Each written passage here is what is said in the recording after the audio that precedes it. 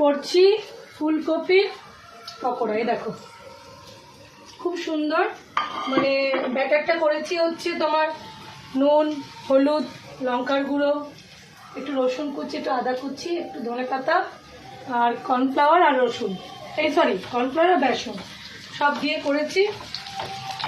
একটু গরম গরম খাওয়া হবে।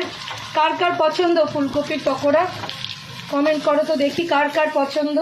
আমার কিন্তু বেশ লাগে, কিন্তু মানে সবসময় করা হয় না। কালকে যেহেতু রবিবার, সকালে ওদের তাড়া নেই, তাই আমি চলে এলাম এখানে ফুলকপি পকোড়া করতে। ওদের বাচ্চাদের আমার খাওয়া হয়ে গেছে, আমি আর ওর বাবা একটু খাবো। ওদের মোটামুটি 9:30টায় খেতে দেওয়া হয়, সেই ক্ষেত্রে বলতে পারো আমার ওদেরকে দিতে একটু দেরি হয়েছে। কাশি হয়েছে, কাশি, বুঝলে?